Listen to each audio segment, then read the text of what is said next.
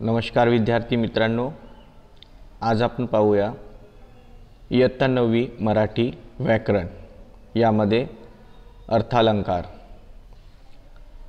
भाषेचे अलंकार। अलंकार म्हणजे दागिने किंवा आभूषणे। माणसाच्या शारीरिक सौंदर्यात भर पडावी म्हणून दागिने घातले जातात। दागिन्यांमुळे शरीराला शोभा येते। भाषा अधिक परिणामकारक व सुंदर व्हावी म्हणून भाषेला अलंकार चढवले जातात। म्हणून भाषेचे सौंदर्य वाढवणाऱ्या गुणधर्मांना भाषिक अलंकार म्हणतात। भाषेच्या अलंकाराचे दोन प्रकार आहेत, शब्द अलंकार, अर्थ अलंकार। त्यापैकी पहिलं शब्द अलंकार। शब्दाच्या विशिष्ट वापरामुळे जेव्हा भाषेला सौंदर्य प्राप्त होते ते शब्द अलंकार होत। अर्थाच्या चमत्कृतीमुळे जेव्हा भाषेला सौंदर्य प्राप्त होते तेव्हा ते अर्थ अलंकार होत। हे दोन्ही अलंकार आपल्याला माहीतच आहेत। या इयत्तेत आपल्याला रूपक, व्यतिरेक, दृष्टांत व चतन गुणोक्ती हे अर्थालंकार शिकायचे आहेत। आता अलंकाराचे दोन प्रकार आपण पाहिले, शब्द अलंकार आणि अर्थ अलंकार।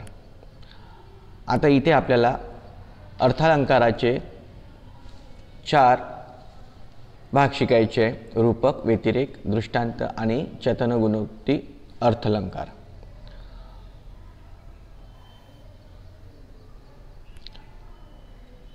हे शिकण्याच्या आधी उपमेय व उपमान कशाला म्हणतात?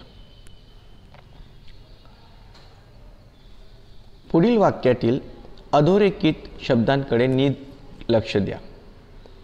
महेश वाघासारखा शूर आहे। सलील सशासारखा भित्रा आहे। आता वरील वाक्यात पहा, महेश आणि वाघ याची तुलना केली आहे व साधर्म्य दाखवले आहे। सलील आणि ससा याची तुलना केली आहे व साधर्म्य दाखवले आहे। म्हणजेच महेशला वाघाची उपमा दिली आहे, सलीलला सशाची उपमा दिली आहे।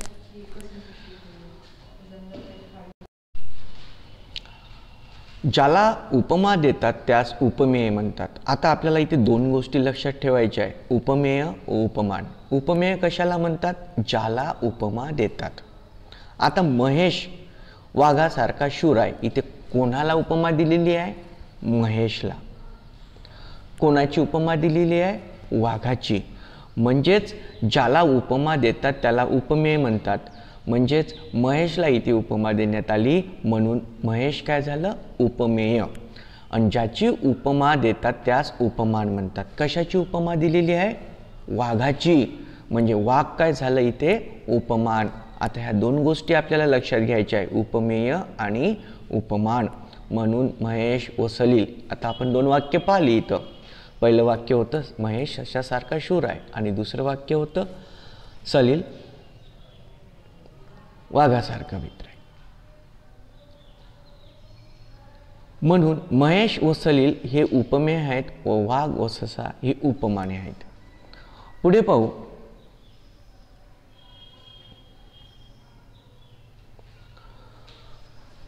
आता आपण पाठ्यपुस्तकाकडे वळू। ही झाली होती तुमची उजळणी मागच्या वेळेची।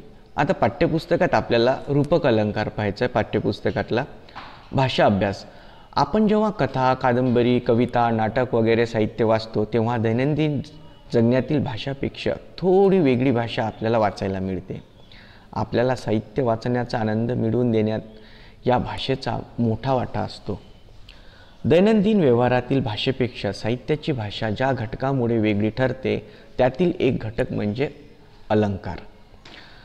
आणि आधी आपण पाहिलं की अलंकाराचे शब्दालंकार आणि अर्थालंकार हे दोन प्रकार आपल्याला माहीत आहे। अर्थालंकारामध्ये ज्या वस्तूला उपमा दिलेली असते तिला उपमेय म्हणतात आणि ज्या वस्तूची उपमा दिलेली असते तिला उपमान म्हणतात। आणि उपमेय व उपमानातील साधर्म्यावर आधारित काही अलंकाराचा आपण परिचय करून घेऊ। पहिला अलंकार आहे रूपक अलंकार। आता एक उदाहरण दिलेलं आहे इथे, खालील उदाहरण वाचा व समजून घ्या। उदाहरण दिलेलं आहे, नयन कमल हे उघडित हलके जागी हो जानकी। नयन कमल हे उघडित हलके जागी हो जानकी। आता इथे आपल्याला उपमेय आणि उपमान ओळखायचं आहे. वरील उदाहरणातील उपमेय त्या रिकाम्या चौकटीत लिहायचं आहे. वरील उदाहरणातील उपमान आपल्याला रिकाम्या चौकटीत लिहायचं आहे. आता वरील उदाहरणातील उपमेय कोण आहे? जानकीचे नयन. म्हणजे कोणाला आपले डोळे उघडायचे? नयन म्हणजे डोळे. कोणाचे डोळे? जानकीचे. म्हणजे नयन कमल हे उघडित हलके जागी हो जानकी. म्हणजे जानकीचे नयन कसे आहे? कमळासारखे. नयन कमल. आणि उपमा कशाची आहे? कमळाची. म्हणून उपमेय काय झालं? जानकीचे नयन आणि उपमान झालं कमळ. आलं लक्षात? पुढे पाहू आपण.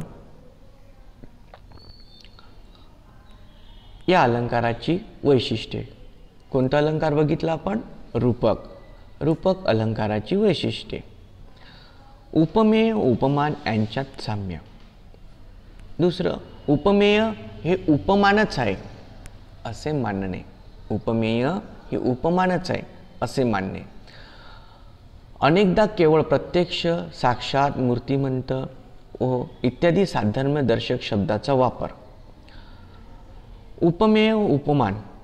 आता उपमेय काय होती? ते कमल आणि उपमान नयन. यांच्यातील साम्यामुळे दोन्ही गोष्टी एकच वाटतात म्हणून इथे रूपक अलंकार होतो. कमळाच्या पाकळ्या आणि डोळ्यांचा आकार हा दोन्ही असा कमळाच्या पाकळ्यासारखा इथे आपल्याला भासवलेला आहे, सारखाच असा दाखवलेला आहे. म्हणून काय झालं की येथे रूपक अलंकार झालेला आहे. आता याची व्याख्या पाहू आपण. ही व्याख्या तुम्हाला नोटबुकमध्ये लिहून घ्यायची. हे पूर्णच लिहून घ्यायचं. आधीपासून शेवटपर्यंत तुमच्या नोटबुकमध्ये तुम्हाला लिहायचं आहे. आणि व्याकरणासाठी एक वेगळी वही करायची आहे आणि त्या वहीत हे सगळं लिहायचं आहे तुम्हाला. जेव्हा वाक्यात उपमेय उपमान यांच्यातील साम्यामुळे दोन्ही गोष्ट अभिन्न दर्शवल्या जातात तेव्हा रूपक अलंकार होतो. अभिन्न दर्शवल्या जातात म्हणजे तेच ते आहे. खालील वडी वाचा. उठ पुरुषोत्तमा वाट पाय रमा डावी मुखचंद्रमा सकळांकासी. आता इथे आपल्याला उपमेय आणि उपमान ओळखायचं आहे. पुरुषोत्तम म्हणजे कोण? श्री विष्णू. आणि काय दाखवायचं आहे? मुख. मुख कसं आहे श्री विष्णूचं? चंद्रासारखं. तर उपमेय काय? श्री विष्णूचे मुख. आणि उपमान काय आहे? तर चंद्रमा. दोन्ही आपल्याला इथे उत्तर मिळाले. पुढे पाहू आपण. दुसरा अलंकार आहे इथे व्यतिरेक अलंकार. खालील उदाहरण वाचा व समजून घ्या. उदाहरण, अमृताहुनी गोड नाम तुझे देवा. वरील उदाहरणातील उपमेय व उपमान हे पाहायचं आहे आपल्याला. तर वरील उदाहरणात उपमेय आहे देवाचे नाव. अमृताहुनी गोड नाम तुझे देवा. अमृताहुनी गोड कशाची उपमा दिली आहे? अमृताची. कशाला? देवाच्या नावाला. म्हणजेच ज्याला उपमा दिली आहे कोणाला? देवाच्या नावाला. म्हणून उपमेय काय झालं? देवाचे नाव. आणि उपमान काय झालं? अमृत. ज्याची. ची म्हणजे आता इथे ला, ज्याला आणि ज्याची, लाची हे जर शॉर्टकटमध्ये तुम्ही जर लक्षात ठेवलं तर तुम्हाला उपमेय आणि उपमान काढताना लक्षात राहील. ज्याला उपमा दिली आहे तो काय झाला? उपमेय. ज्याची उपमा दिली आहे तो काय झाला? उपमान. म्हणजे ला आणि ची हे जर शॉर्टकटमध्ये लक्षात ठेवलं तर उपमेय उपमान ओळखायला तुम्हाला कठीण जाणार नाही. आता व्यतिरेक अलंकाराचे वैशिष्ट्य. उपमेय हे उपमानापेक्षा श्रेष्ठ असते. आता इथे देवाचं नाव ज्याची उपमा दिली आहे ना त्याच्यापेक्षा श्रेष्ठ दाखवलं आहे. तेच आहे. तर असं दाखवलं काय? मागच्या उदाहरणात पाहिलं होतं रूपकमध्ये आपण की डोळ्यांचा आकार आणि कमळाच्या पाकळीचा आकार सारखाच दाखवला होता. तेच आहे. पण इथे काय दाखवलं आहे? ह्या व्यतिरेक म्हणजे की त्याच्यापेक्षा श्रेष्ठ आहे. ज्याची उपमा देत आहोत त्याच्यापेक्षाही श्रेष्ठ आहे. व्यतिरेक अलंकाराचे वैशिष्ट्य. उपमेय हे उपमानापेक्षा श्रेष्ठ असते. वरील उदाहरणात परमेश्वराचे नाव गोडीच्या बाबतीत अमृतापेक्षाही श्रेष्ठ आहे असे मानले आहे. जेव्हा कोणत्याही काव्यात व वाक्यात उपमेय हे उपमानापेक्षा श्रेष्ठ आहे असे मानले जाते तेव्हा तिथे व्यतिरेक अलंकार होतो. याकरिता आपण एक उदाहरण पाहू आणि ते उदाहरण सोडवू आपल्याला आणखी मुद्दे स्पष्ट होऊन जातील. तू माऊलीहुनी मयाळ, चंद्राहुनी शीतल, पानियाहुनी पातळ, कल्लोळ प्रेमाचा. आता इथे एक रकाना बनवलेला आहे. या रकान्यात बघा उपमेय, उपमान आणि समान गुण. आता उपमेय काय आहे? ला कोणाला उपमा दिलेली आहे? तू. तू म्हणजे कोण? परमेश्वर. आपण इथं परमेश्वराचं गुणगान गातो. या ज्या 4 ओळी दिलेल्या आहे हे 2 चरण आहे. या चरणात आपण परमेश्वराचे गुणगान गातो. तर मग परमेश्वर किंवा गुरु हे झालं आपल्यासाठी उपमेय. आता उपमान शोधायचं आपल्याला. पहिलं पहा उपमान. पहिल्या चरणात पहा तू माहुलीहुनी मयाळ, म्हणजे उपमेय कोण? परमेश्वर. आणि उपमा कशाची दिली? माऊली. जी माऊली, आपली माऊली आई ही किती मयाळू असते? हां, त्या माऊलीहूनही मयाळ आहे.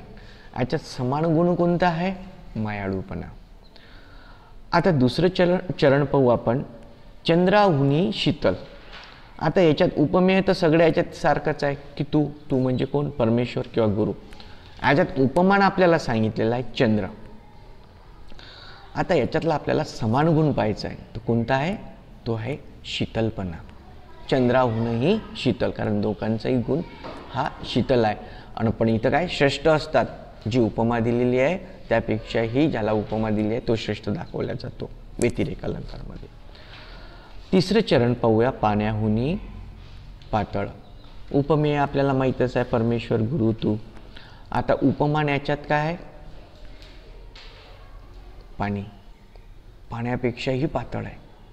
त्याच्यात सगळं सामावून जातं ह्या परमेश्वरात. आणि समान गुण काय सांगितलं आहे? पातळपणा.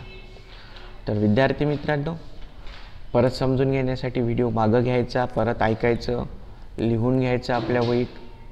इथे आपल्याला हे 2 अलंकार इथे संपलेले आहे, व्यतिरेक आणि रूपक. पुढच्या आपण व्याकरणाच्या भागात पुढे पाहू राहिलेले 2 अर्थालंकार.